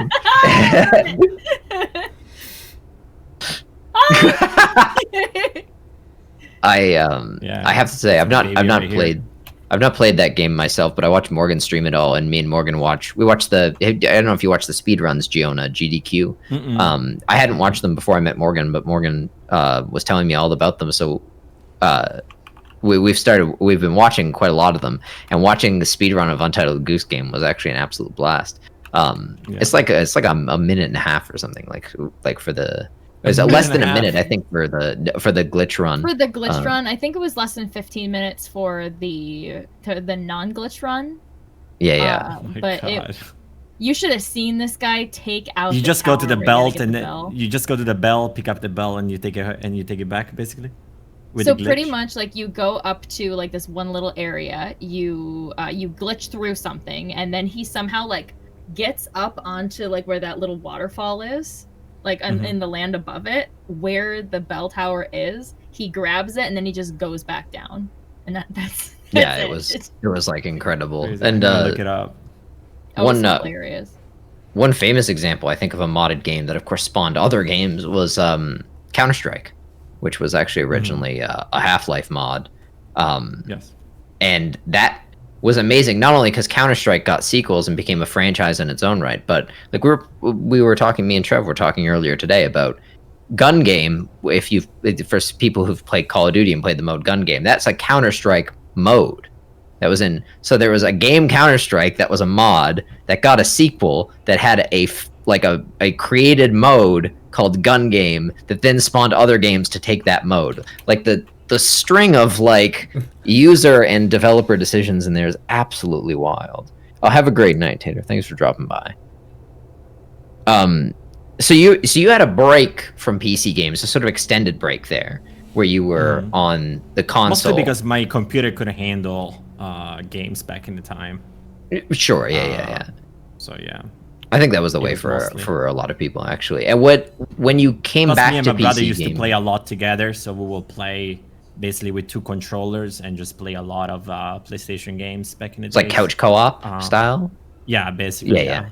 We had like Yeah. people coming over, and we will do like tournaments and stuff about mostly soccer games and combat, kind of stuff like that. So we were just buy pizza or something and just play on the couch and stuff. Which Those is are the basically glory we don't do days. that kind of stuff Yeah. anymore. Now like you just do like multiplayer games for the most part, right? So like you can play with friends, but you're not like playing next to each other. You're on yeah. Discord talking, which is fine, but it was That's a good point, different 'cause- back in the days. Yeah, I it definitely think does miss some of the texture now, I think. Because I think couch co-op was like it's like considered a feature now. You know, like we have couch co-op, and you know, like back in the day, not that was Cuphead. like, That's just the only Yeah. co-op they have. That was co-op, yeah. and like you know, like back in the day, that was just like the normal thing. You know, like each console had like at least like maybe like 4 controller outputs, and like you could just you like it. That was just like the standard, you know, for so many games that they I'm really- required couch co-op. But And you can see it as well in, like you say, with the like controller. Like if a console didn't have 4, there was like a third, not necessarily a third party, but another device you could buy that would extend how many you could play. But nowadays it's just like this console comes with 2 USB ports and that's it. And because you're never gonna need more than that, like kind of thing. Like it's reflected in the hardware design. After coming back to PC gaming after so long away, was there a catch-up process? Were there PC titles that came out in the interim when you were playing on console that you're like, oh, I should go back and play that because I hear that that's like a PC classic or something? Or did you just get straight in sort of the new stuff? I think one of the first games that I got back was, I think it was like Arma. I think when I bought the computer, I remember Arma 1 and Arma 2 were probably the ones that I was going back to, because I think up until like Final Fantasy 9 and stuff like that, I played it on console. So a lot of games like that, I know that, you know, that wasn't an option until like a few months ago for PC. But a lot of those games that I would play, it was like Final Fantasy, so it was like on PS. And racing games we used to play on console and stuff. So like soccer games, you even if you have it on computer, those kind of games, sports, you play it on controller anyway. They're so much easier, whatever sport game you're playing. So like a lot of those games we were just playing on console. There was no need to buy an expensive computer back in the time just to play. But I think the one that brought me back into this one, it was like those kind of big modded communities, you know, to like Arma and stuff. But Yeah, even absolutely. Skyrim, I played it on console first. Yeah. I've played Skyrim on the console as well, actually, before. It's like, obviously you don't have the mods and stuff like that, but as far as ways to experience vanilla Skyrim, Well, I don't now think there it's are. terrible. Yeah, that's right. Like, Yeah, they I have. think a year or two after, probably they started adding mods for. I think it was like with the second DLC, if I'm not mistaken, it started to have like mods Yeah, I that think you it could was like a add into it. Dragonborn or something that they came with. For, And I agree with you, by the way, with the controller. I think that's one of the things that I try to emphasize when people switch over to PC is like, make sure you still have a controller, because playing a racing game with a keyboard is for crazy people. Yeah. Like that's like, it's just you can't do it. Like, or like playing, like me and Trev play like action games like Devil May Cry. You would never dream of playing one of those. You know, I still think with a mouse and keyboard, I still think there's a lot of utility for controllers, and I honestly think I'm glad that console manufacturers are still working on controllers. Like, whether or not I buy the PS5 is a question. I'll probably buy a PS5 controller at some point, however. You know, that is more of a certainty, or more likely an Xbox controller, especially since, depending on if the compatibility is being worked on, because the PlayStation compatibility is a bit wonky at the moment. Bring back How would you guys joysticks, feel man. with the new Just like- generation of like PlayStation and Xbox if they had a full compatibility with keyboard and mouse? Since now like they're running like very good GPUs and CPUs, how would you feel about it? Do you I think it'd they be will great. bring different I'd be people completely in? Or? okay with it. I think it's a terrific thing, because I think as well, one of the things they're trying to push higher frame rates, and if you're pushing higher frame rates, you're pushing by proxy, you're pushing hardware with higher refresh rates, and TVs usually aren't that hardware. Like, I mean, I don't see a lot of 165 hertz televisions. You know what I mean? Like, usually, like those are for monitors. So I think as consoles push high frame rates, that will push people towards monitors, and I think that, yeah, I agree. I think the keyboard and mouse will be huge in that future. Because I feel like a lot of problems with cross playing that people have is the fact that people with controller always say that people with keyboard and mouse have a better chance of like winning, because of the fact that it's easier to play with the keyboard and mouse. You're more precise and stuff. That's why like most of the controllers that have the auto aim in it, even though it's little, helps a little people, to kind of balance the mouse and keyboard. But I think is having that chance to use mouse and keyboard will make it that crossplay is not a big issue, and people will most likely do crossplaying rather than just play with their own console. See, I feel like there'd definitely be a few more games that I would be better at also, and like maybe play more of if I could just use my keyboard and my mouse on my PlayStation 4, for example. Like I got okay at it with how much I was playing different Borderlands games on PC, but we actually played Borderlands 3 on PS4 first with one of our friends, and like even though it was all right, I was like, I still would feel so much better with keyboard mouse. Let me type my Netflix password in. Oh my god, Exactly. too. Yeah, the typing. That's a really Just good like point. to put your email and stuff. Oh my Yeah, I was god, just man. gonna say that. Or if you're browsing the PlayStation Store, they used to make you type one letter Yeah, at a it was time with a the letter at a controller. Like you time. couldn't Yeah. even use the keyboard. Like And keep in Oh, mind, they God. just added this not too long ago. That wasn't the feature originally. They added that. Like I know they tried to have the little touchscreen thing on there, but like I never could get that thing to properly go right. Like trying to type is too weird. Yeah. But I definitely feel like I'd be just like a little bit better. Like Uncharted 4 even, like even if it's third person, like as long as it's optimized for it, because I did try playing was it Monster Hunter World one time with my keyboard and my mouse, like because I didn't have my controller plugged in. I was like, how does this feel anyways? And the movement It's of weird, the camera was yeah. so slow that I was like, I don't know how anybody does this on keyboard mouse. No offense to anybody who plays that game on Well, keyboard I mouse, think it was but dependent on your DPI and like in-game sense. But yeah, Maybe. like I have a faster just to DPI give you an than idea, most people, I guess, though. My DPI is 400 for CS:GO. that is a CS:GO DPI. Do you want to hear I- an interesting fact? When I first started on PC, Like- my DPI was 12,750. For reference, I mean, you if- can change the sense, like No, but I still It ran was really crazy. high No, it was sense. actually it was like he was playing on turbo mode on everything. And like for those who don't know, a lot of mice until recently, a lot of those sensors capped out at 12,000 DPI. Trev happened to have a mouse which has an 18,000 DPI sensor in it, so he didn't cap out. But like that used to be an impossibility. I play on 1200 because I'm a Quake player. That's like one of my basics in terms of like movement and playing, and then Quake 1200 is not unusually high like it would be in CS:GO. I think most people CS:GO players play between 4 and 8 mostly, right? I think 8 is the upper end. Yeah. The And then the sense, in-game sense, also matters. oh yes, absolutely, But yeah. Yeah, I play Yeah. 1,000 on Elite, 5,000 also on Elite, depending on the modes that I'm doing, and then 400 for CS:GO.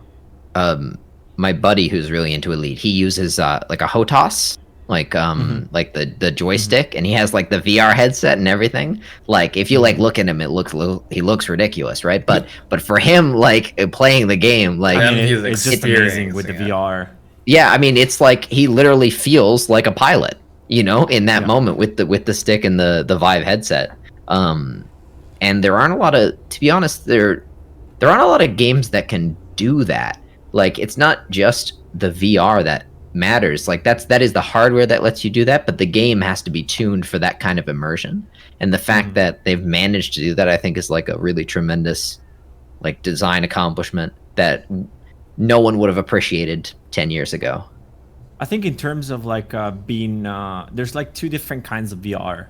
I own the Vive, so I played like a lot of different games, and you can play like games like Pavlov, which is basically the CS:GO in VR, and it's so different because if you're going for full immersion, playing Elite Dangerous, let's say, where you're just sitting on the chair and then you're moving your HOTAS and everything, basically it feels more real because like all you're using is really your hands and your head to look around. In other games, when you start teleporting, you're in the room in itself where you look around and stuff, and you pick up stuff from the floor, which is amazing.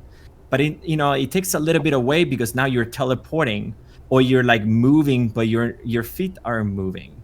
So like in a sense, like you're there. Don't get me wrong, but games where you're actually sitting down and all you use is your hands, and you can see your movements of your hands in the game matching what you're doing, and then looking around matches what you're looking at.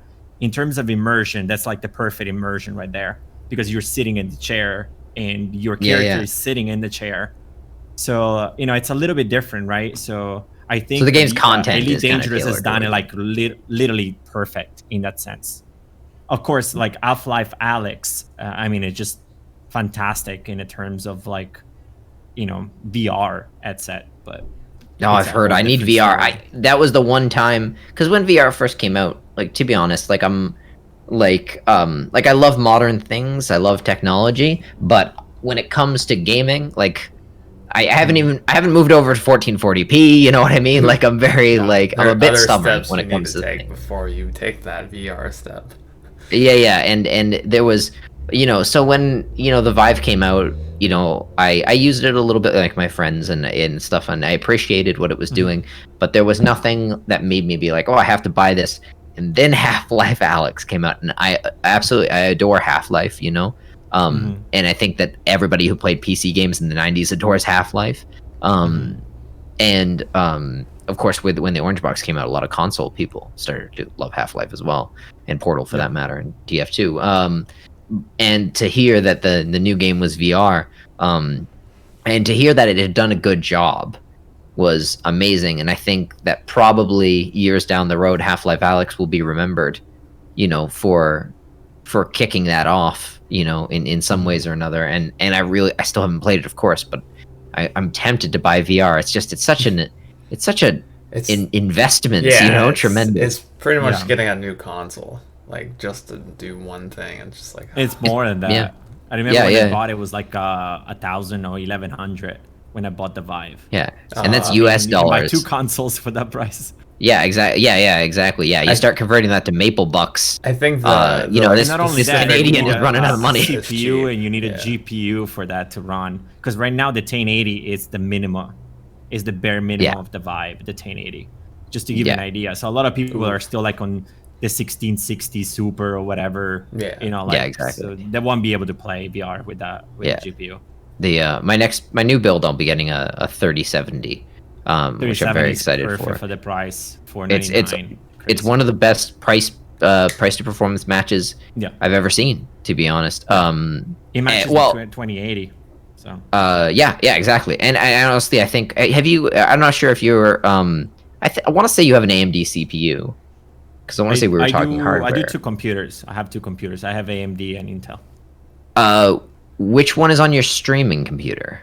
The streaming has the Intel. Okay, yeah. And the gaming has the AMD. Because most of the stuff that I run as the AMD, so I can have like all the other crazy application running, because it's threading. Yeah, exactly. Yeah. Oh, by the way, just like a brief sort of thing, just in case anybody in the audience don't know, some streamers do prefer to run 2 PCs. It sort of reduces if you think of like all the computer resources you have as X, basically it allows you to focus X of those on your gaming, and then your new PC, this Y resources, can just be focused on streaming. It just makes the whole thing a little easier to run, because you're not splitting your resources between streaming and gaming, which can be and usually that comes like very natural if you think about it, because like I did it throughout the years. Like I remember when I was with my ex-wife, we will buy things and we upgrade, and then we had all these parts just literally like little by little, like you were accumulating stuff. So like you have an extra motherboard because now you change your CPU, and then you have an extra, you upgrade to a 3070. Now you have your, let's say, 1080 just laying around, which is a fantastic card. Use that 1080 and put it in your streaming computer. Like you can just reutilize everything you have. Maybe you got to buy a power supply or a case or whatever. But after that, I mean, it's just like you have the parts. Just exactly. In your computer, so you don't have to spend anything. So then, can you explain real quick? Why do people sometimes run dual like graphics cards? Is that the same reason, like to offset like, the load, if you will, of like certain things, or is it a different reason? back in the days, it was very popular. I remember people that have like 980s that will have like two 980s on SLI.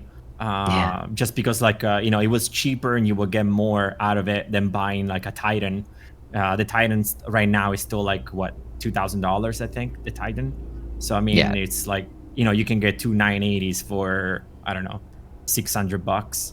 So like, a lot of people were doing SLI, and yes, like it's basically converting like double the power of the GPU. It's kind of like having a multi-thread kind of thing in a sense.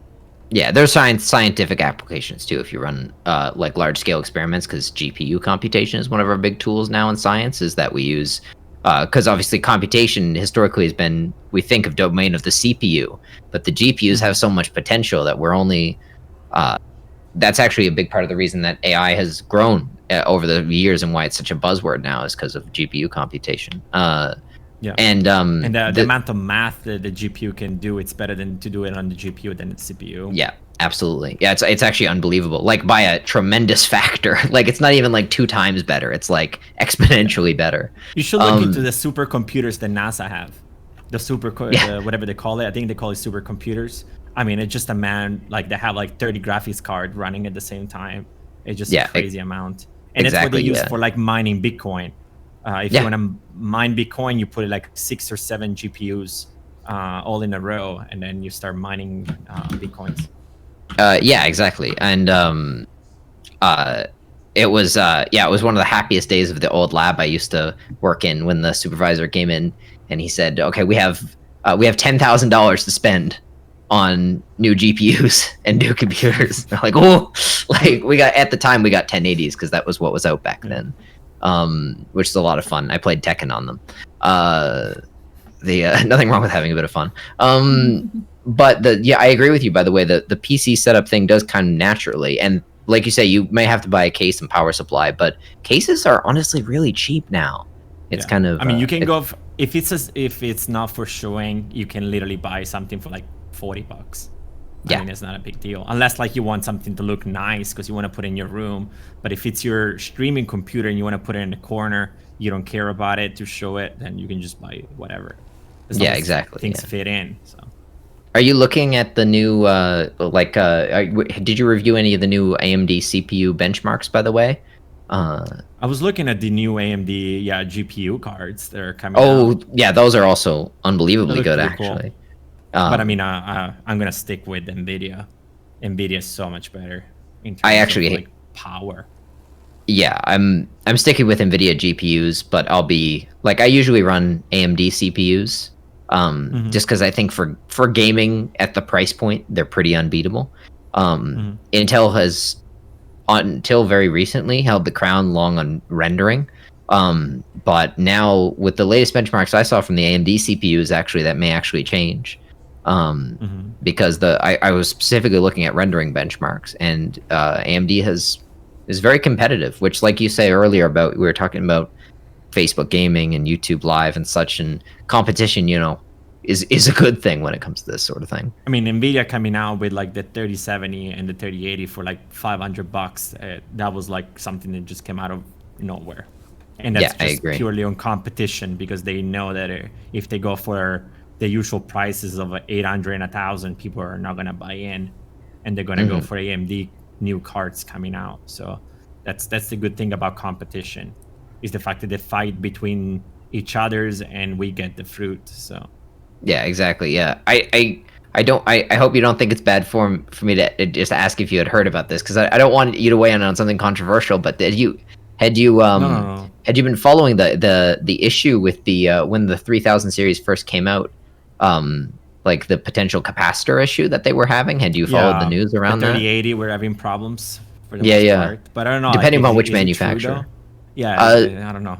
So what I know, so I can only tell you what I know, and what I know is that EVGA paused their launch because they caught something in the QA process. I know that part is a fact. The other fact is that people reported problems with their cards, depending on which manufacturers they bought from. The combination of those two facts, I think, is it's not exactly damning evidence, but it's dangerous evidence. But I actually agree with you, though. I I think NVIDIA GPUs are actually exceptional. I think what they're very forward thinking actually, and in terms of their hardware, I think they're exceptional. But now I think, like you were saying about the price point, I think their business savvy is catching up now to what they can do on the hardware, which is perfect for us. Which is also a case that with technology, some things are easier to make and probably less expensive, whatever you want to put it. So sometimes like the price also reflects the fact that by going smaller and with the new technology, you use less material to make it.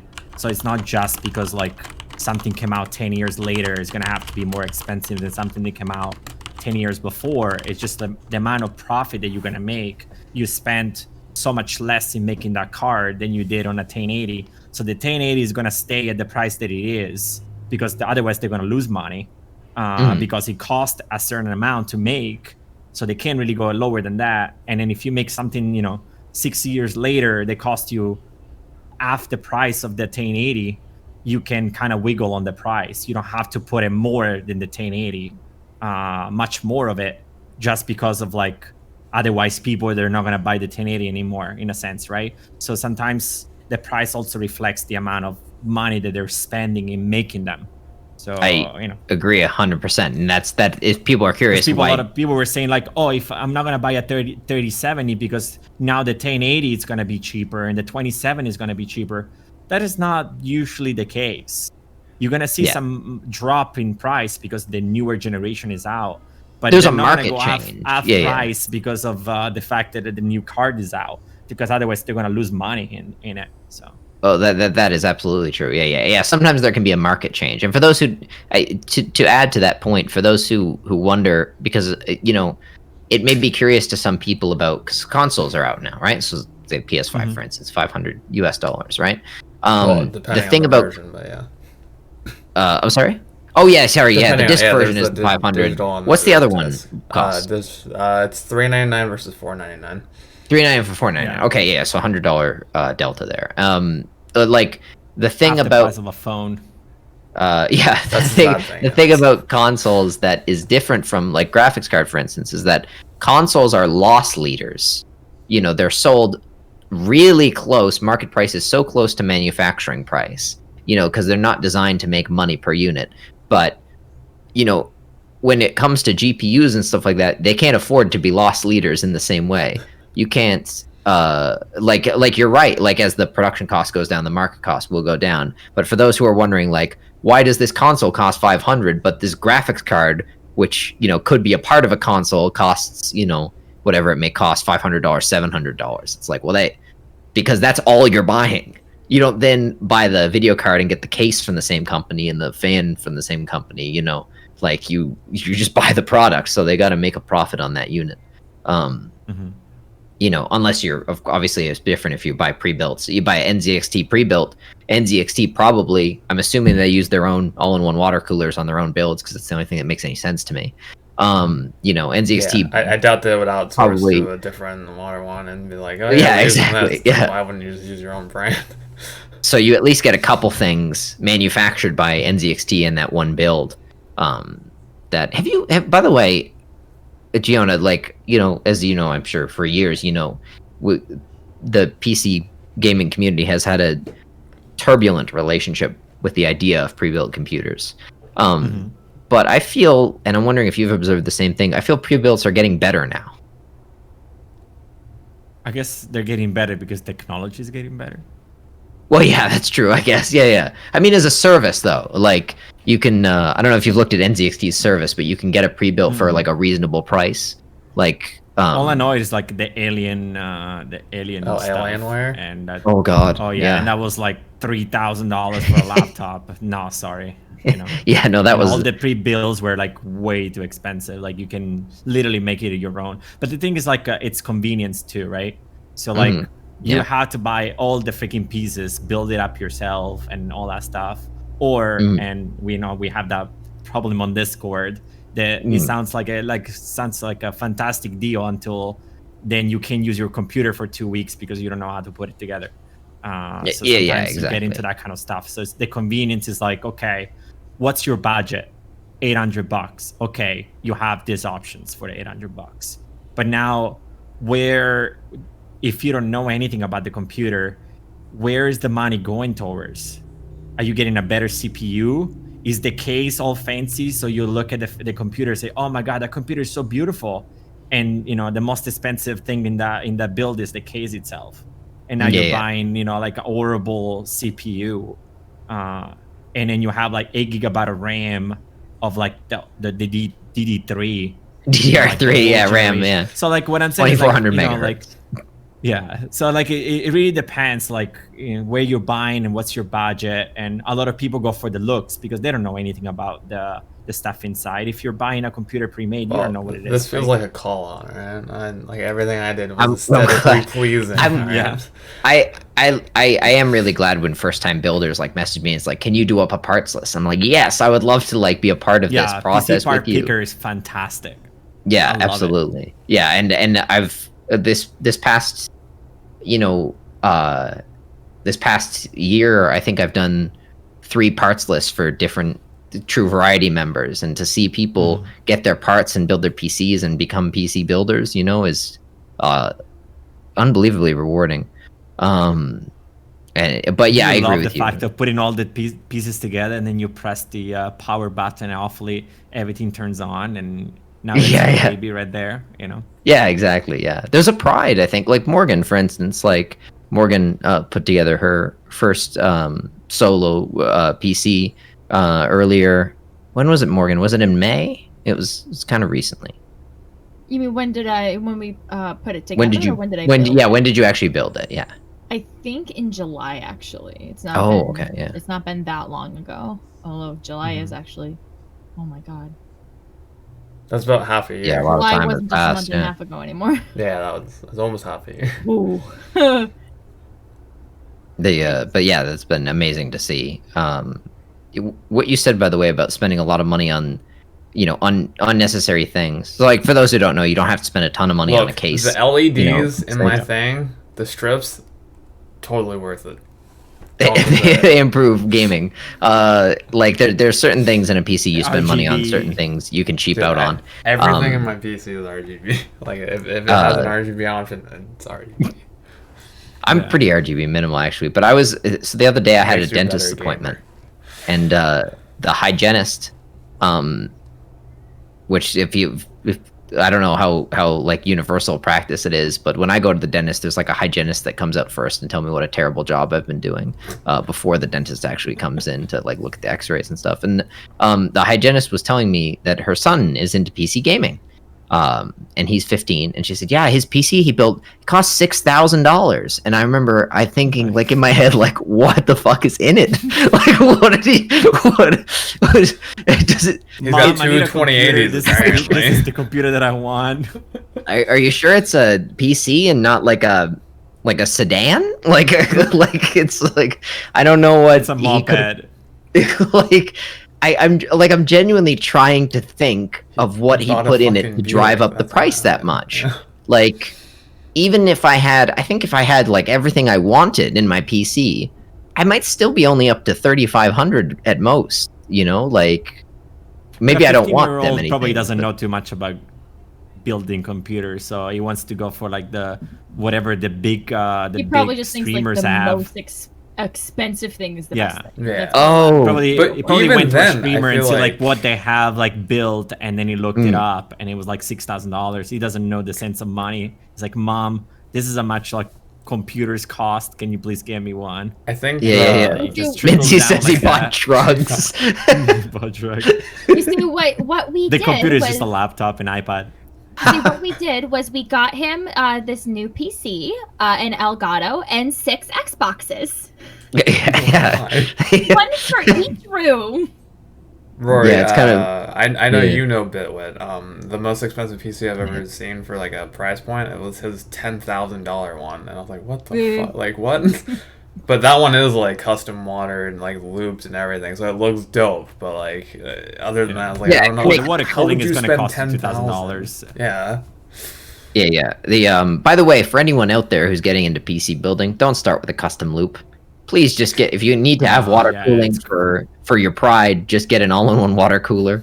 Like they're like how much? What like what's like a Corsair H100? Like $120 or something? $120, yeah, for the CPU. Yeah. Yeah. The I know someone I've seen those advertised actually. yeah. Oof. Plus, some people they don't know how to do it. They'll ruin it. Like if there will be like air bubbles inside or impurities, or you're running like straight water, not even distilled water, and then it starts get like all nasty water. Yeah, I thought that was like pipes. That was one thing I learned. Don't from do it watching if you don't know what you're doing. Was that you had to use specifically distilled? I was like, why doesn't he just like fill up Yeah. like water from his sink or something? And I was like, oh no, it has to be distilled. Yeah, those things are very, very particular, actually, and it's important not to. Well, I mean, it's everything is electricity inside, and you're running water, so you better know what you're doing. Yeah, or else, Yeah. everything's Well, gone. it's kind of a meme on this channel, well, on everybody's stream, I guess, at this point in the PC building community. But I don't know, Gion, if you ever watched the Verge video. Oh man. Not sure. Explain. They're like a tech publication, like sort of like a. Well, they're I don't tech know, publication. like kind of a tech publication, like a lot of hot new topics in tech kind of thing. They're not like a science, like it's not like scientists or anything like that. But and they did like a how to build a PC, and the guy like put the RAM sticks side by side, like he had 2 RAM sticks and 4 DIMM slots, and he put them in slots 2 and 3, and he put the power supply fan pointing towards the interior of the case. And he didn't build it up. Build up the heat. yeah, exactly. Yeah, good. Keep the computer very warm for the winter. He lives in Soviet Russia, so that's why he needs to have the heat going in and not out.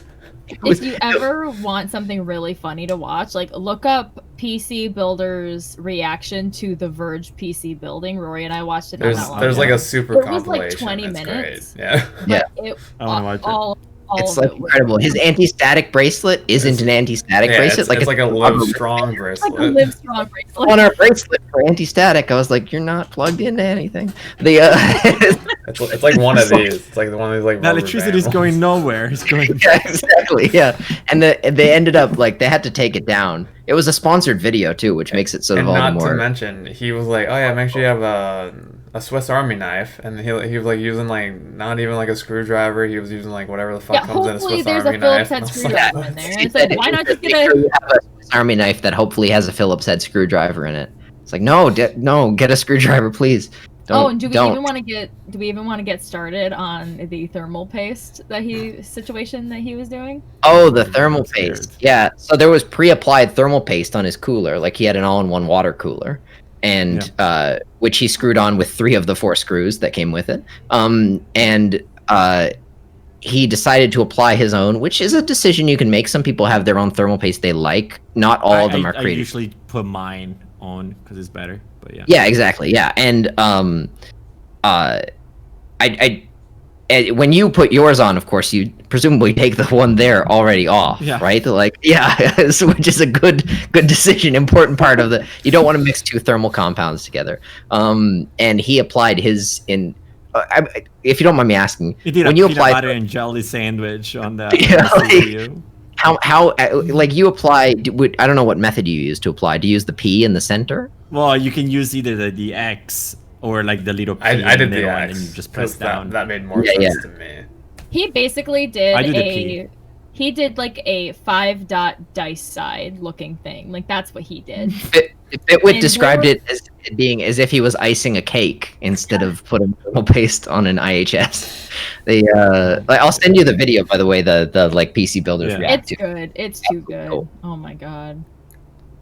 The, He said something about overclocking too. What was that? Remember?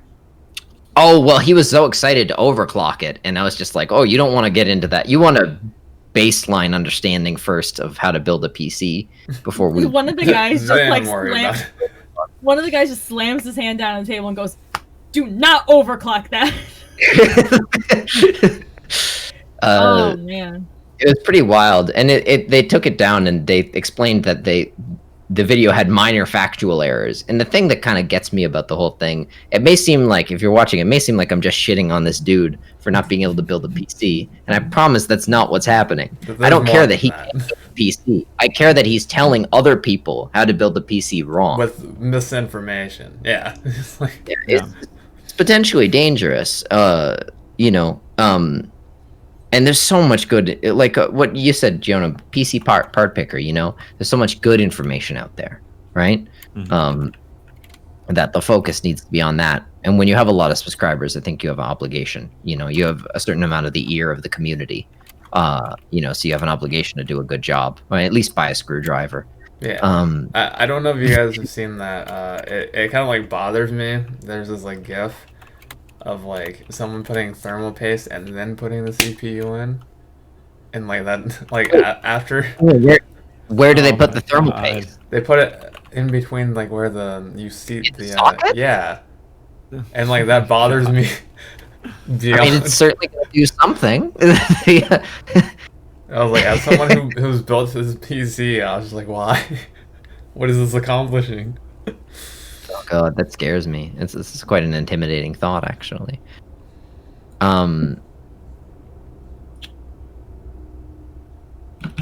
Oh, hold on one I second. don't think so. I don't think. Oh yeah, there is. But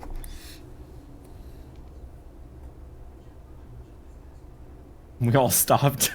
just, I'm sorry. just give us all a Well, second. no, yeah, because like I could minimize the thing, but then everyone would see our like inside chat, and that's like for us. Oh no, we like, can't have that. no, No. you're good. You're good. You got to keep an air of mystery for the people. You know. yeah, so they don't see nothing but the professional aspect of. Yeah, any of these people is fine. I think Melee is on 7 hours right now, and I think Pearl is on 6 hours. I don't know how long they stream. I know Pearl usually ends around now. She usually isn't on this long. Yeah. Hold on. Let me just check something. And Melissa, I know that if she gets Okay. rated, she'll go on for another like 5 hours. But The That's true. Hey, too, Law, actually. how are you? Yeah, Law, we had a bit of a camera. Trev warned me about this. All right, so full disclosure, I was so Giona had joined the call early, but was of course muted and stuff because he was doing his stream and finishing up everything he was doing. And Trev said, "So is he gonna stay in the bottom, right hand corner when he unmutes?" And I said, "Yeah, of course. Why would Discord change the placement of the camera when you unmute yourself?" Rory asked. And Rory still asks Discord, who's definitely listening, why they do that. Because it threw off our whole organization. Want to become famous? Wow, you have so many funny characters in there. they've evolved. That's incredible. They really Um, are evolving, aren't they? Yeah, they A little bit scary. I don't know who's in charge of those bots, but like, you need to stop. yeah. You're putting too much effort in. One of those bots actually had a semi-real. Yeah, that could be a person. Damn. He. I mean, they sort of give the game away when they start talking, but you'd think maybe why isn't there a bot that's programmed to like do a couple things like, hey, like maybe it's for Giona's stream, you know what I mean? Like, hey, I love Elite Dangerous. Want to become famous? You can kind of introduce your way into it a little bit. What else? When They I had, become famous, you wanna buy some bots? they had the other bot, Just remember? like The bots one that was and like, messages. hey, I love When your you get Octopus famous. channel. Insert game title, and like insert title here, and then like I will make your panels and offline. And it's like, all right, get the fuck out. Like, Yeah, but it would insert my stream title. Be like, I love your Talktobus channel. I'm a huge fan of short Skyrim stream to end. Like, some big long thing. No, my You know favorite what's funny? is Like, definitely- They Oh, put sorry. the thing where they're changing the wording. So like, if you have those thing banned, they can yeah, do it. which I I have went big around follows. and banned in like I have 9 big follows channels. as banned, so they can't change that because that's the website that they're sending you to. It doesn't Yeah, matter how they write it. If you have big follows as your band, they can't post it. Yeah, So yeah, it- exactly. it Yeah, gets that's what I banned tell everybody to automatically. do. So.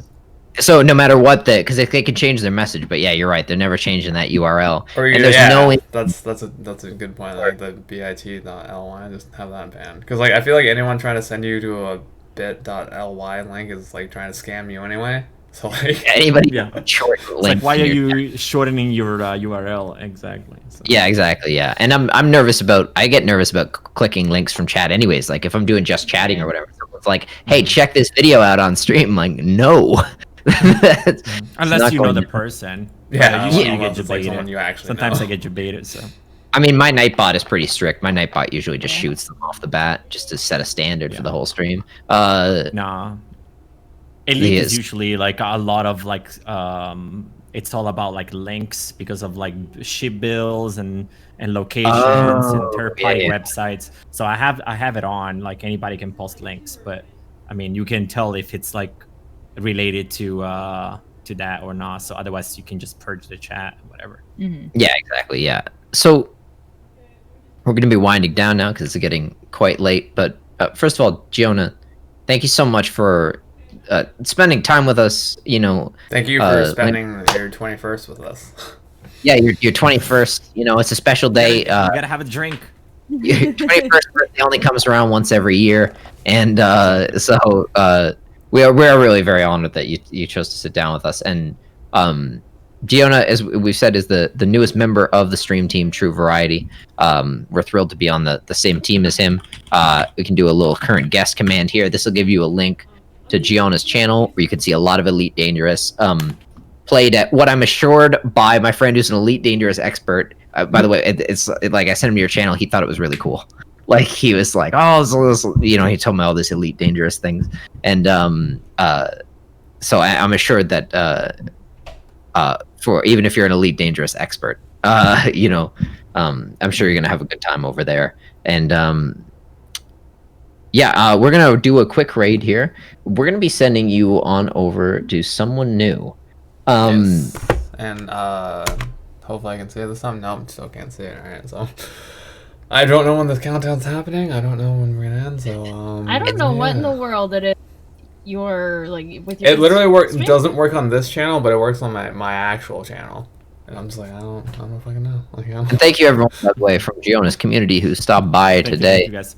Yeah, thank you, It's thank an absolute you. pleasure to have you, and thank you, Giona, for bringing your community this way. So, yeah, we're gonna send you over to watch some Skyrim. Hopefully you're Giona, playing tell me modded something about the Skyrim. streamer. She speaks Japanese. She's like a very highly energetic kind of person. She's very, very nice, and she speaks fluent Japanese. And Oh, she plays a cool. lot of Oh, that's Skyrim awesome. and Zelda and all those like Ooh. kind of games. So, It sounds she's like good. That's terrific. Yeah. a weird version. so of but I Doom. saw that she was streaming Skyrim, and since we were talking about like modded Skyrim, I think let's check it out and see like if they're playing vanilla or not. People playing vanilla, you know, 9 years later, you know, it's kind of like I don't know, not very natural. So we'll see. Yeah, that's. I Also- feel like But that's, it's Skyrim's birthday today, as you said. So Also, in the chat, if you do a /me and then type streamers become raiders, that's our raid call. You can do whatever and emotes you use want. It's any fun. emotes. Yeah. Yeah, and this Alright. is going to be happening in a second. So, bye, Take it everybody. easy, everyone. all right, see you later, guys. Bye See you bye. guys. Oh, perfect timing.